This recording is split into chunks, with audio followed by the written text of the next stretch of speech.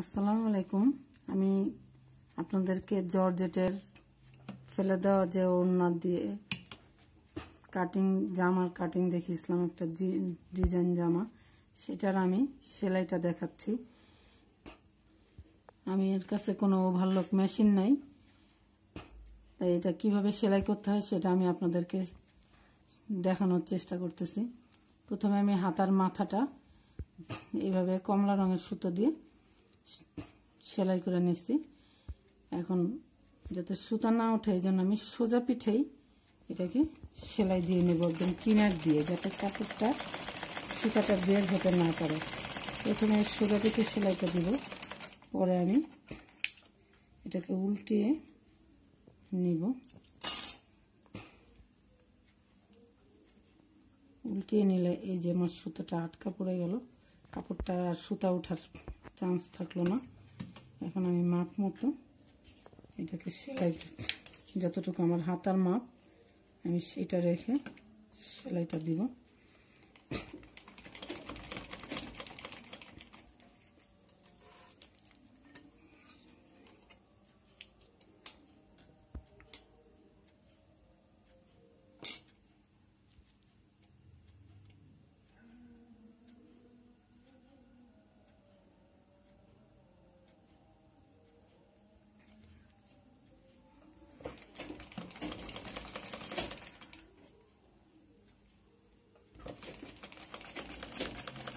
এখন আর আমাদের সুতাটা ওঠার চান্স থাকলো না, সুযোগ নাই।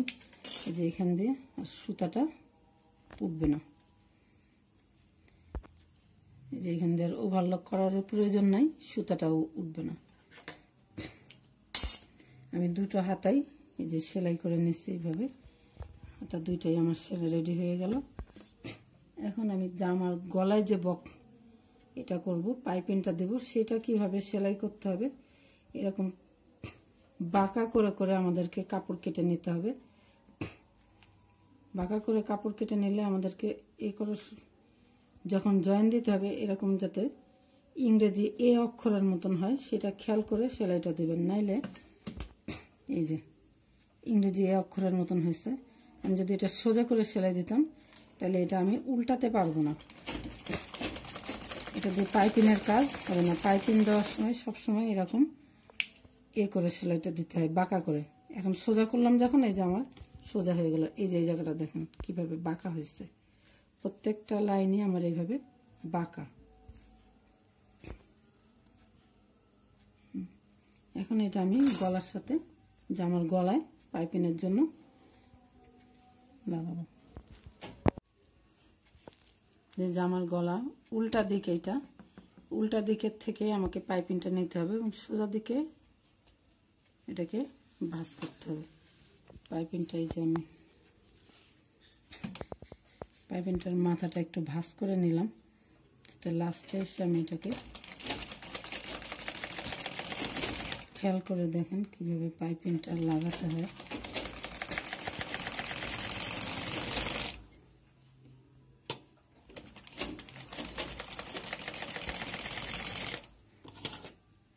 আস্তে আস্তে সাইড দিয়ে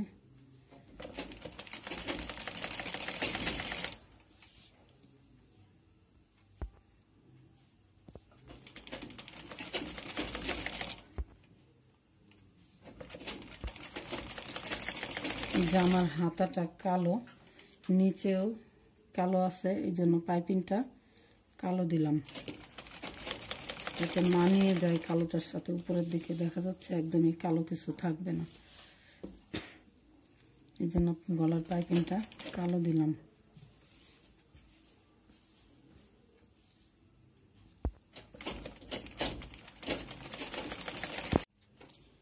এই যে জয়েন করার পরে এটাকে ছোট ছোট করে আমরা একটু কেটে নিব, নাহলে এটাকে ভাঁজ দিতে পারবো না।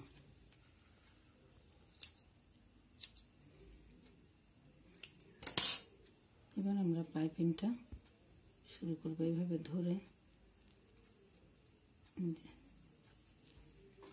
এই সামনের দিকে পাইপিংটা চলে আসলো।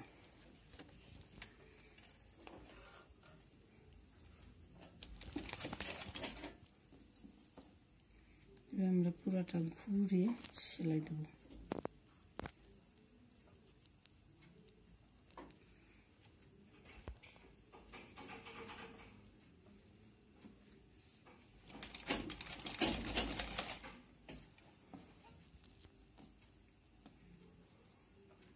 ঘুরিয়ে চিকন করে ভাঁজ করে মুড়ে সব জায়গা যাতে সমান হয় সেভাবে আমরা সেলাই দেব।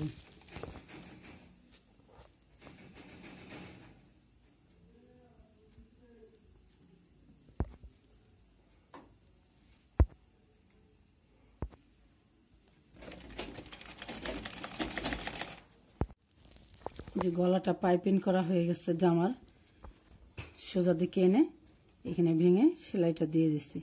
উল্টা দিকে কিন্তু কালো কাপড়টা একটু দেখা যাচ্ছে না, সোজা দিকেই দেখা যাবে।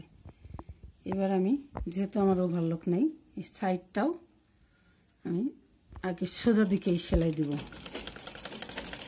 সোজা দিকে চিকন করে সেলাইটা দেব, তারপরে জামার মাপ মতো উল্টিয়ে জামার মাপ মতো সেলাই দেব। সোজা দিক থেকে সেলাই দিচ্ছি। এবার আমি এই যে উল্টা দিকে চলে আসছি, এই যে সেলাইটা দিচ্ছি যাতে সুতাটা না ওঠে। এখন বডির মাপ অনুযায়ী আমি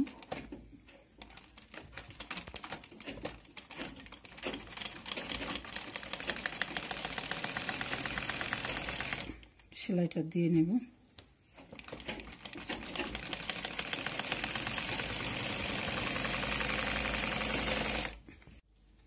এই যে উল্টা দিকে আমি ডাবল সেলাই দিয়ে নিচ্ছি।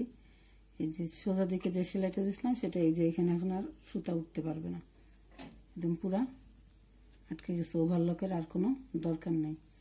এবার আমি যে নিচে সাইডটা যে সেলাই দিতে হবে সেই জায়গাটা সেলাই করে দেখাচ্ছি।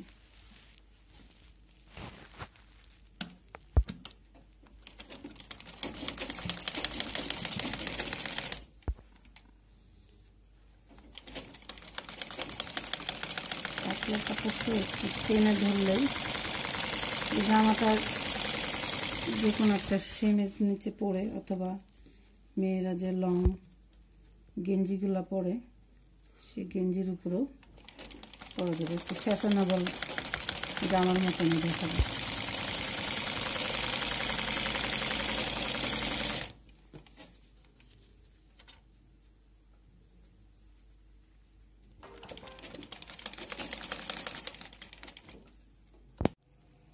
যে সাইডটা এখন সেলাই দেওয়া হয়ে গেছে, আমি দুই সাইডই সেলাই দিয়ে নিচ্ছি এইভাবে। এখন হাতা জয়েন করে দেখাবো। যে দুই সাইডই সেলাই হয়ে গেছে, দুই সাইড সেলাই হয়ে গেছে। এখন আমি আপনাদেরকে হাতা জয়েন করে দেখাবো। হাতাটাও যেহেতু এই ওভারলক মেশিন নাই, ওভারলক মেশিন না থাকার জন্য হাতাটা কিভাবে সেলাই দেব সেটা দেখাচ্ছি।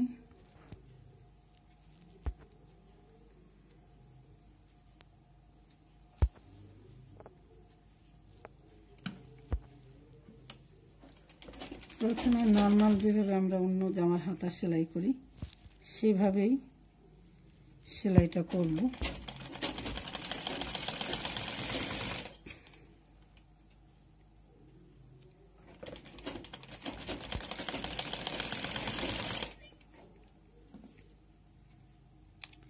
এই হাতাটা সেলাই করতে রাউন্ড করে গোল করে সেলাইটা করে নিতে হয়।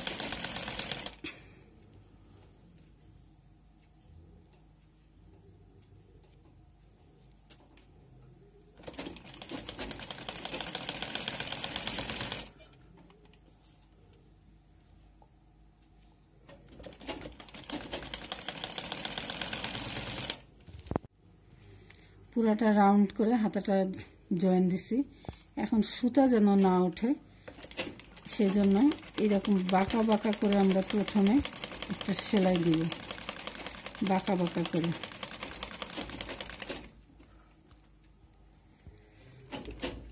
বাঁকা বাঁকা করে পুরাটা একটা সেলাই দিব। এই যে এইভাবে বাঁকা বাঁকা হবে। বাঁকা বাঁকা সেলাইটা দিলে আর সুতাটা উঠবে না।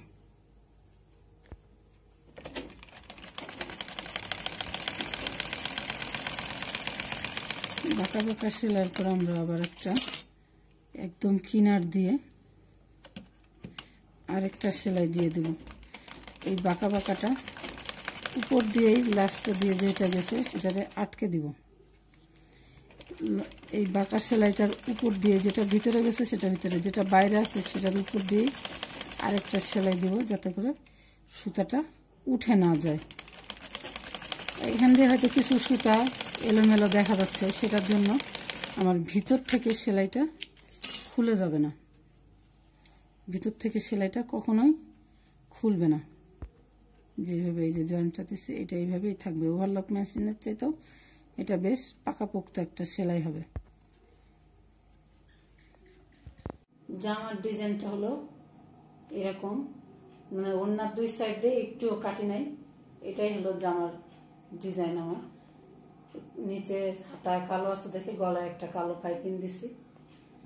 আমি আরো এরকম আরো কয়েকটা জামা তৈরি করেছি, সেগুলো আপনাদেরকে দেখাচ্ছি। আমি পুরানো ওড়না দিয়ে 3টা জামা তৈরি করেছি। আপনাদের যদি জামা পছন্দ হয়ে থাকে তাহলে আপনারা নিজেরাও তৈরি করে পরবেন।